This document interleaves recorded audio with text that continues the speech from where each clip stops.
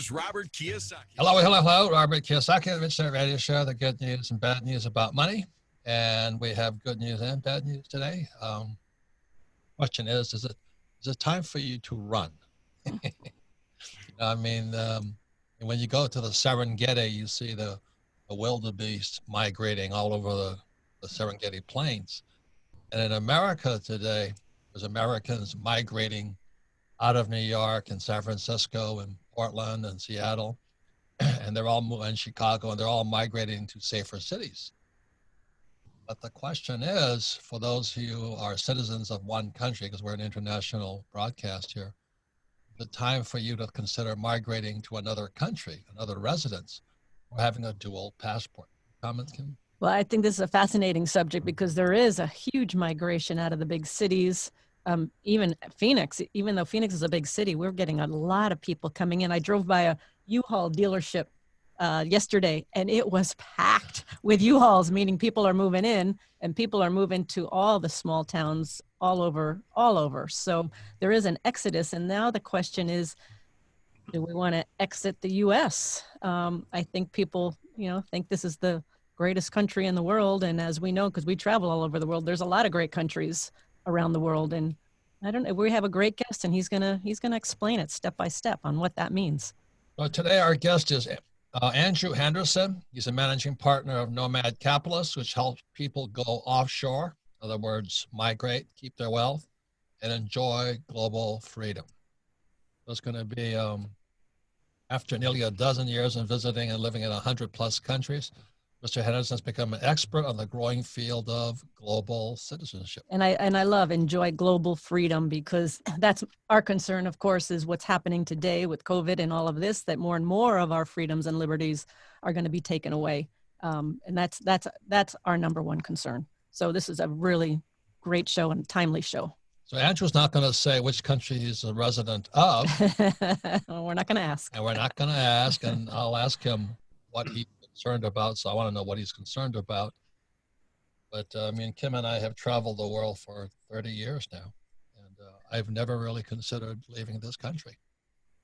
And so, but for the first time, we're thinking about it. Mm-hmm. And not only leaving the country, but getting our dinero out of this country, because it looks like confiscation is coming in. So Andrew, welcome to the Rich Dad Radio Show. Welcome, Andrew.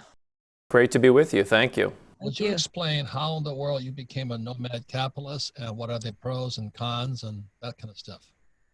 Well, I got a great permission slip at a very young age. I had a father who saw the things that you're talking about. He looked at this stuff back in the mid-90s, and he said, listen, you don't have to stay here. I grew up in Cleveland, Ohio, which if you're from the United States, you know that the answer to that is, I'm sorry to hear that. So we were never tethered. We never felt we had to stay there. And he said, listen, especially if you're going to be in business, because I was interested in business starting about 12 years old. He said, listen, you should go where you're treated best. You don't have to stay here in the city, the state, even in the country. And he was looking at places like New Zealand long before anyone was talking about it. And so I started some businesses in the United States. I guess some of them did all right, and never entirely felt happy, never entirely felt free. The social dynamics for me weren't entirely there in the United States, and I was paying a lot of taxes. And I said, listen, there's got to be a better way to do this. I was doing things on VoIP phones back in the day. I'd be calling people, I'd be sending emails. It could be done from anywhere. Why am I living in the U.S.? Why am I paying these taxes? And I started this process of traveling, self-discovery. I started noticing differences. Why is this bank paying higher interest? Why is this real estate market performing differently? Why are things over here more safe? Why are these people different? And I realized that every country has something that they're best at. No country is number one at everything, let alone perhaps anything. And I said, well, why am I pooling all my resources under the control of one government, which is broke? And why don't I live overseas? And I'm a resident of a couple different countries. I'm in Malaysia right now.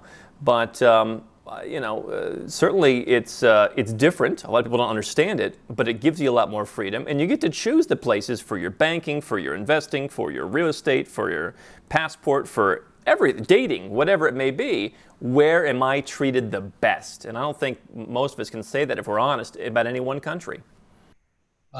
That's correct. Kim and I travel to Australia a lot, and we always thought maybe someday we would move there, but they shut down the whole country.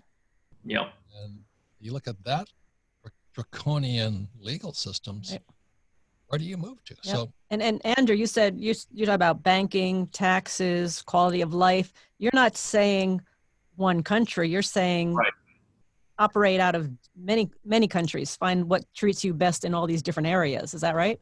Yeah, I think that's what's changed in perhaps my lifetime, where it used to be, all right, what is the place? And I think people still have that mindset. I would say choose from the buffet. So I would live in Malaysia, for example. This is one of many places you can go where they're pretty open to people coming and immigrating here if you have a little bit of money.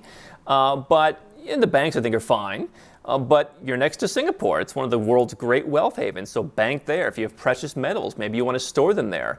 I've been an investor in real estate in Cambodia, for example, and that's done very well, and it's been very recession-proof over the last 25 years or so. I wouldn't live in Cambodia, nor would I live in Singapore, so I'm kind of in the middle for living, but I'm taking advantage of the stability of places to store assets, for example, as well as the growth potential of markets that are up and coming. And so, yeah, I think choose from the buffet. so let me ask you this. What are some of the mistakes that people make? You know, I mean, you don't want to, take your passport and run and then violate all kinds of laws. So what are some of the mistakes that people make when they're migrating? Well, it's funny, my wife and I were watching this spy show again, and it's funny to watch all the things that are inaccurate about people with their numbered Swiss bank accounts, and they're taking $10 million in cash to some Aruban bank. I mean, it's not really how it works. And so we're not talking about hiding money. We're not talking about, hiding anything from the IRS. This is more about showing and telling than it is about hiding stuff. That's the old school way to do it. It doesn't really work anymore. You've got laws like FATCA, CRS, all kinds of things. So if you're an American, it is more difficult because you are always taxed, no matter where you live, as a U.S. citizen. If you just go and live as a U.S. citizen in Malaysia, they're still going to tax you. Now, you can get some exemptions. You can set up a foreign corporation that's zero tax. You can pay yourself a salary. You can defer some retain. You can do some things to dramatically reduce your taxes, but you're still in the U.S. tax net, whereas anybody else, for the most part, can simply leave their country and then go to some other country that treats them better. So it's a bit more difficult for Americans, and what I see is people don't often put the holistic pieces together, where they get advice from a guy on Hong Kong on setting up their company in Hong Kong, but then nothing is compliant on the U.S. side. Or they move overseas and they open a bank account and they don't realize they've got to file a form with the Treasury every year saying, here's where my money is. You're allowed to have bank accounts, but you need to report, where the bank accounts are. And so you've got the asset protection, but you're not hiding your money. And I think people need to understand that's what this is about, is the legality. Well, right now with the economy so bad all over the world, there's a lot of countries selling passports. And then, because it's a way of generating revenue.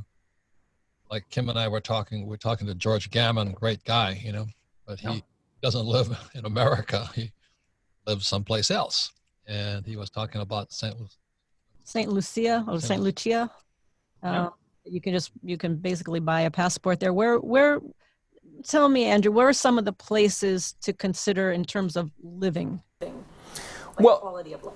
Yeah, so I'm a proud St. Lucian citizen. They're one of 5 countries in the Caribbean that's decided we're a small country. We'd like to raise revenue. The big high-tax countries have come in and run out our offshore financial centers. That was how the UK wanted us to make money when we became independent. Now they don't like it anymore, so we need some other way to bring in revenue and build housing and do things for our people. And so I'm very proud of that. But I think that what I would look at those kind of passports at is some way to give yourself diversification from a country that's going to leave you alone. So if you're a U.S. citizen, they're regulating every aspect of your life until you decide you're no longer going to be a U.S. citizen. And so I think a lot of people like the idea, you don't have to give up your citizenship, and most people don't, but if you want to take it all the way, being a St. Lucian gives you a lot more freedom because they don't really chase you down all over the world. And so I wouldn't necessarily live in St. Lucia. What I would say is be a St. Lucian, be whatever your citizenship is, and then go and find places. So I've been a big fan of Malaysia. I've been a big fan of parts of Mexico. I've been a big fan of places in Eastern Europe like Montenegro. I've got a home. The country of Georgia, I think, is very interesting. A little different if you're an American, but great food, great wine.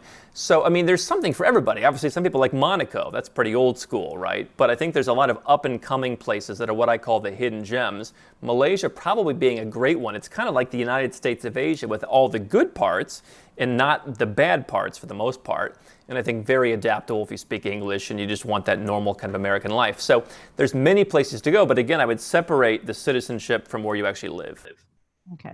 Another question I have is, you have a passport, and some places won't let American, especially today with the pandemic, can't fly here, you can't fly there. But we have a friend who has an Italian passport, and she flew to Amsterdam or something, but she was into the EU, and then she flew back on a US passport.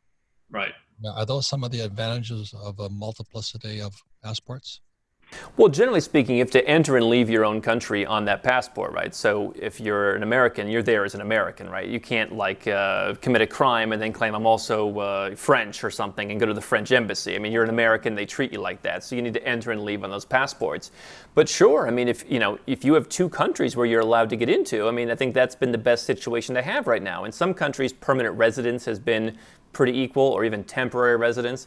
But tourists are kind of the last on the list. So I think having, whether it's a passport or a residence, I have a number of each, and it's been very helpful where I can go certain places and they need to let me in. And so if you're an EU citizen like Italy or France or Spain or whatever, then you've got a great benefit. And what's cool about those, by the way, is you can go through your parents, grandparents, sometimes even great-grandparents, and you can go back through your family tree and possibly get one of those for not a lot of money, just basically the embassy fees. Yeah, I looked into that because my grandparents are from Sweden, both of them, but Sweden does not participate in that. Or I don't know if it's the US side or the Swedish side. Yeah, the Swedish side, if your parents are Swedish, but I think that's about as far as they go. So like Ireland, Italy, Poland is a little bit more difficult, Hungary, we're doing Estonia for someone now, Croatia. So a lot of them do it, but some of them don't go too far back. And you do these services, Andrew? Because there's a lot of rules and there's a lot of regulations, and as you said earlier, we don't want to find out we've made a huge mistake once we've already made the change. Well, what we do is, I've experienced doing this, and so I've learned things the hard way. I've built up a network by traveling around. I mean, to me, this is not theory. This is how I live. And so what we do is we do the international tax planning, banking, financial stuff.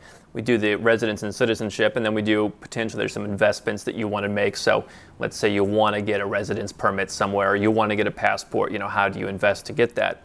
And then we put it under one tent, basically, so you're not talking to 7 different people.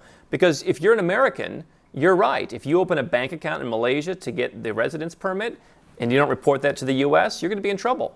So I think it's important that you look at the whole picture. And again, I keep mentioning U.S. citizens having a special burden. Do you buy your property when you're in Malaysia? Do you own your property, or do you rent? I do buy. I like control. I like decorating. I like a certain environment. And I do buy, I understand. Well, it's interesting. Do you buy investment property as well all over the world?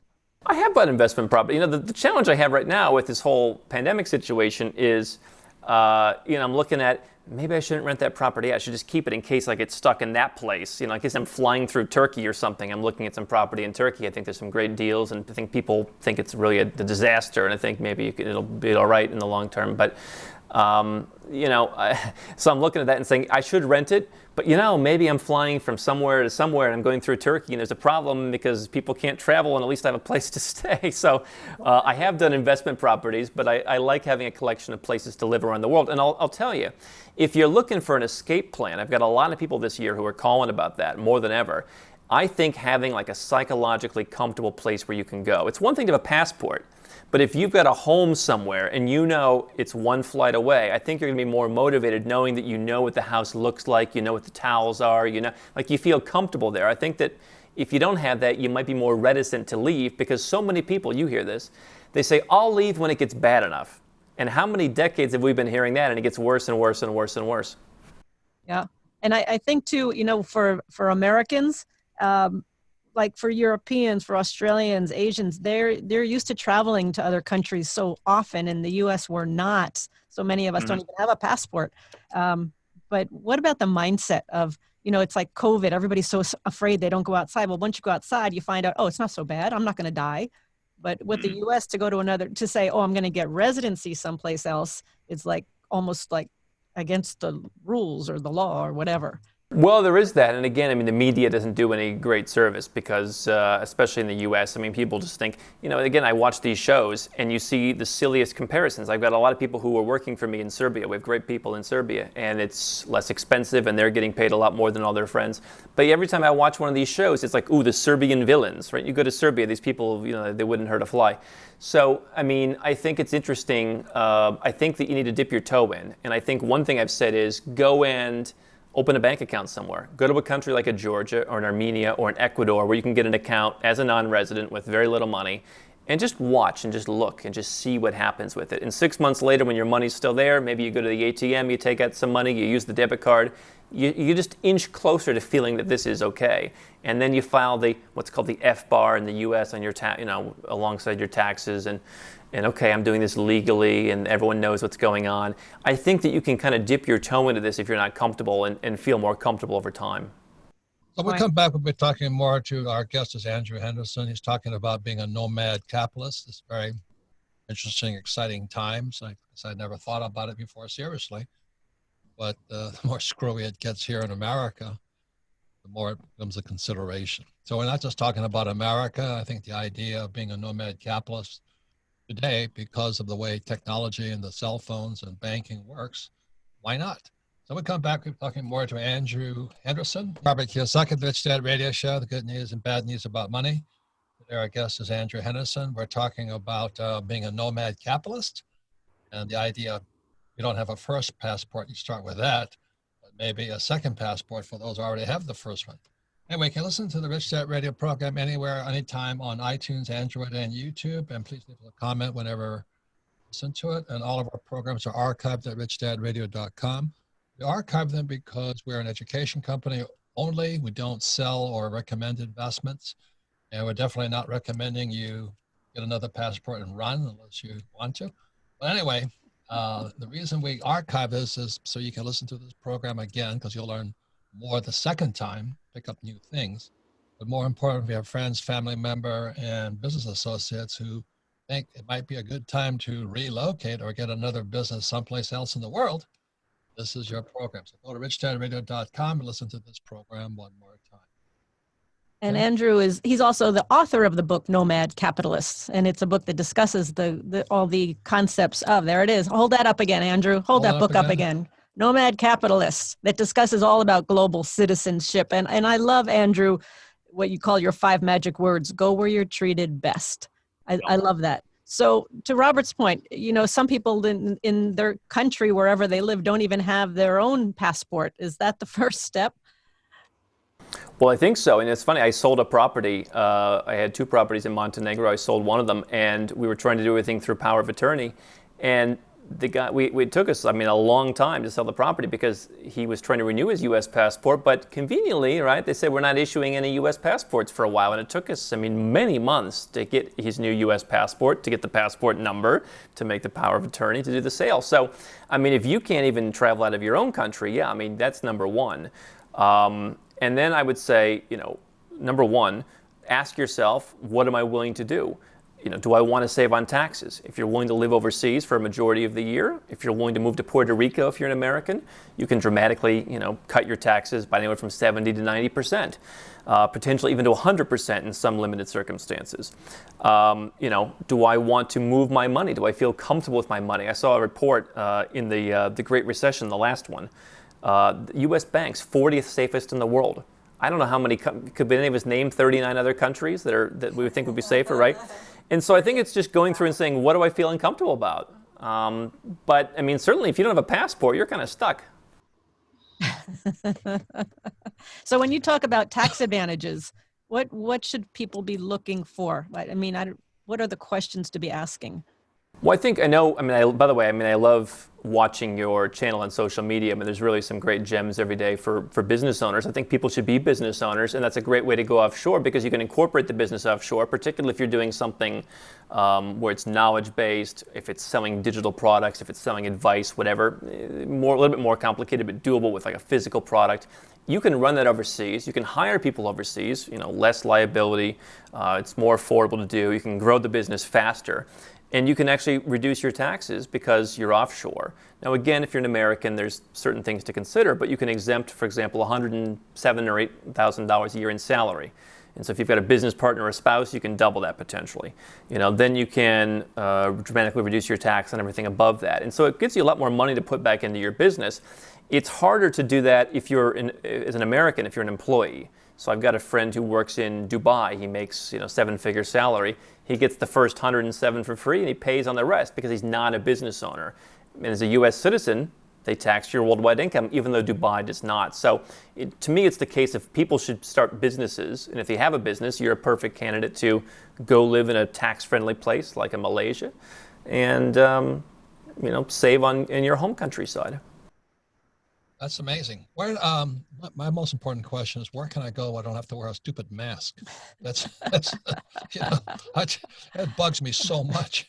I'll tell you, one of the most open parts of the world right now, and I'm going to be going there next month, is in the Balkans. So I think Serbia is open to everybody. Turkey's open. I think Montenegro is largely open. North Macedonia, Albania have pretty much reopened, including, I think, most of those to Americans. I talk to people who work for me in some of those countries. Armenia is open. And these are very interesting countries that people don't think about. I mean, Montenegro, beautiful place, for example. And I'm hearing from people who work for me, and they're saying it's business as usual. Now, I mean, here in Malaysia, it's business as usual. Everything's open. But people are wearing masks, and I don't think it's a requirement, but people just do. But if you go to Eastern Europe, it seems they're just on with the show. So what does it take to, let's say, move to Turkey? Turkey passport. I don't know if I'd want to live in Turkey. I mean, Turkey's not the most tax-friendly place if you're living there full-time. You can get a residence permit, I believe, by buying any property you want. And they've got, Istanbul, if you're looking for like cheap apartments, 50 grand, we find stuff around Taksim Square for really, really cheap. But they do have actually a citizenship by investment program. If you put $500,000 in the bank, for example, or if you buy $250,000 in real estate, you get a citizenship instantly. So that's pretty cool. I mean, you buy an apartment in Istanbul, the lira's in the tank. You can get a decent deal. I'm looking at some of the deals a couple hours ago, and you get a citizenship. Now, is that the citizenship for you? I don't know. I mean, for Americans, it's kind of weird, being Turkish for some people. But, you buy a property, they give you a citizenship, and you can rent it, you can do whatever. I'm looking for it is for gateways. In other words, yeah, that friend of yours who was Italian, she could fly into Europe, but as an American, you can't fly into Europe. So more it's access. I want the passport for access to different parts of the world. That's what I'm asking. Oh, well, yeah. I mean, Turkey. I think that, for being a St. Lucian or being a lot of these, lesser known passports, they're on the green list. And so I think I think a lot of passports right now are better than the U.S. passport. Can you go out and get one? I actually have people calling me saying I want to become St. Lucian or St. Kittsian or Antiguan so that I can do exactly that. I'll be on the green list, yeah. You can fly from, let's say, St. Kitts to Europe or St. Kitts to Asia? I guess depending on how you do it, you don't even have to go to St. Kitts. I mean, I think that's kind of been the weird thing throughout all of this is, I have a friend who does investment in Thailand and Cambodia, and he says all they care about is your passport. He says, I haven't been to the United States in so long, but all they care about is the passport. You could be a St. Lucian who was in the United States, and they're like, no, they'll let you in, but if you, so. So let me ask this question again. Which passport from a different country will give me the most access to the world? That's what I want to know. Oh, right now? Well, that's a good question, I guess. I don't entirely know, other than I think that, I have a lot of friends in Georgia, and I think they've got a pretty good passport right now for getting into Europe. They're on the green list, so I think that's maybe a good one. I don't know what's the number one. I mean, the Japanese passport, the German passport, these are great, so I guess those are probably still pretty well respected. But I think you're seeing more countries put on naughty lists that are the big ones. So I think Japan is on some naughty lists. So I think it changes by the day. So if I have a St. Lucia passport, I can fly from Phoenix and have access to all of Europe on my St. Lucia passport?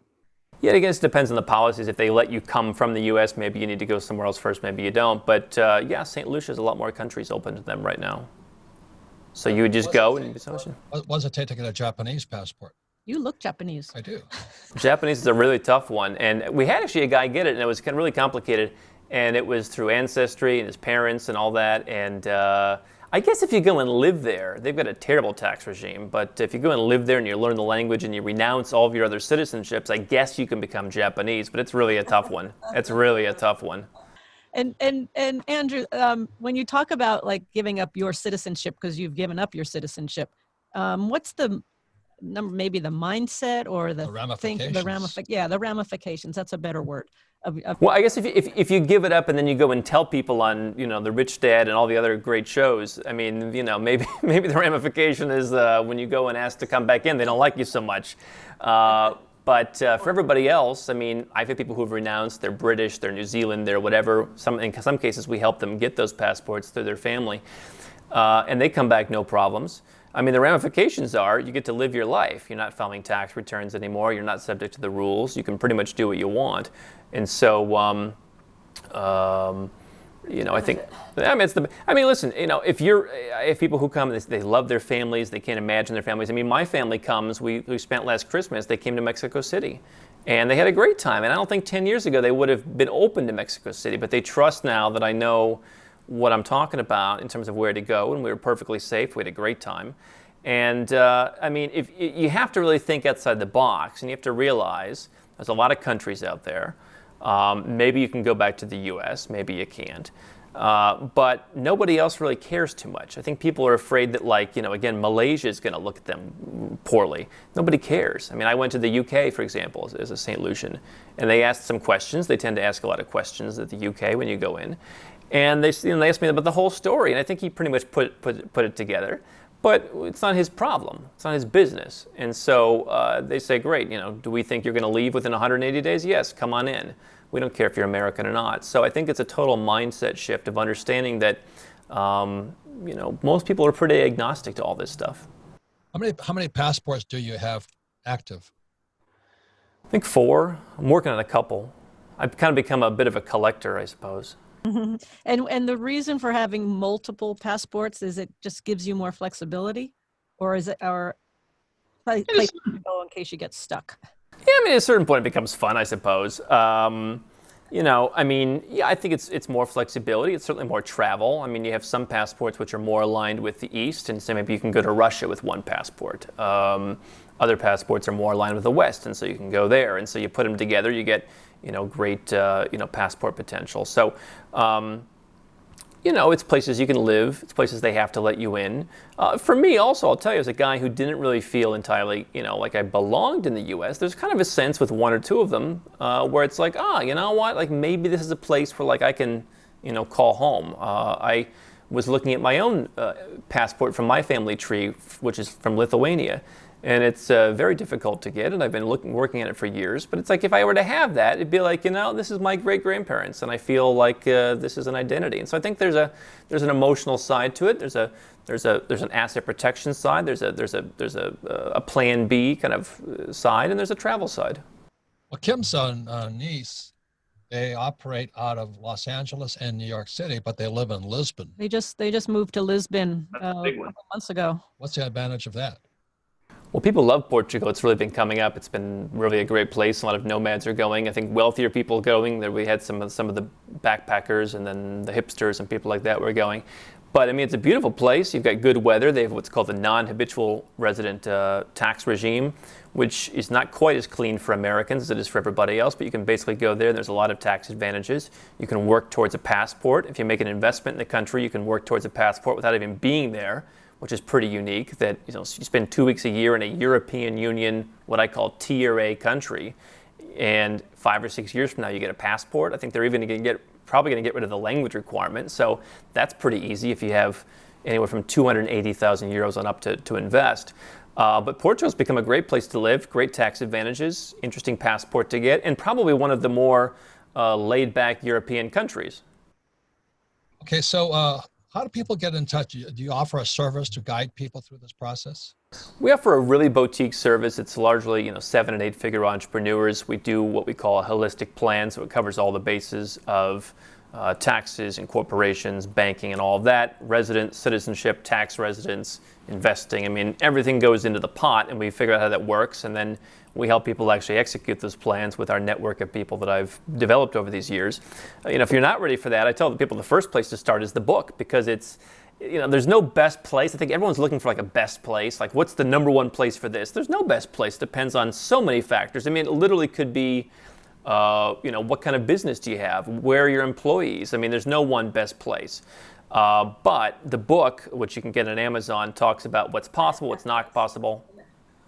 And your website is nomadcapitalist.com, right? Yeah, it's nomadcapitalist.com. I think we've written close to 2,000 blog articles over the years. We've got 1,000 YouTube videos almost. So we put out a lot of free content. And the book, I think, probably amalgamates that. But yeah, nomadcapitalist.com. You can learn more about what we do. Perfect. So what's your, besides getting Nomad Capitalist a book, what's your final advice for And that's great advice. The average person who's just considering running for the border? Well, I mean, I think you can start with whatever it is that you're comfortable with. You don't have to necessarily leave the country. You can have bank accounts, you can have investments, you can have a passport and never even leave your country. And I think understanding that, again, it's a buffet, it's a smorgasbord, you can pick the things that work for you. The other thing I would say is, how do I push past excuses? You can do this as a married, person. I do it. You can do this as a family. I have clients who do it. And so, I mean, not everyone, but some people have a reason for here's why I can't do it. Listen. Go where you're treated best. It's human nature, quite frankly, we want to go where we're treated best. And just realize how many of us are going and looking at reviews for the sushi restaurant we're going to tonight, and we're being very meticulous about that, but we're not really thinking about what would my country get? What would my bank get? What would my investments get if they were being reviewed? And so I think if you look at go where you're treated best and you get rid of the sacred cows, I think you'll open up a lot of possibilities.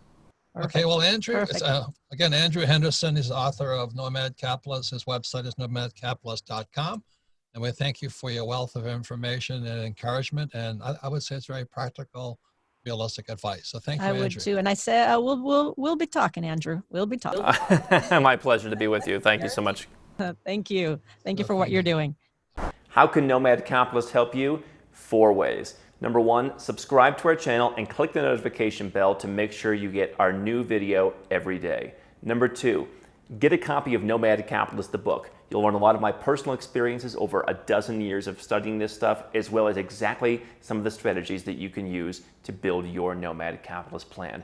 Number 3, if you're not sure where to start, but you want to come and learn from my team and I, you want to come and mingle with like-minded people, learn more about our live conference, Nomad Capitalist Live. It's coming up soon. And number 4, if you want some help right now because you've got a burning issue, you need something solved, you want to lower your taxes, get a second passport, or build the Nomad Capitalist lifestyle of your dreams, go to nomadcapitalist.com and click on Become a Client.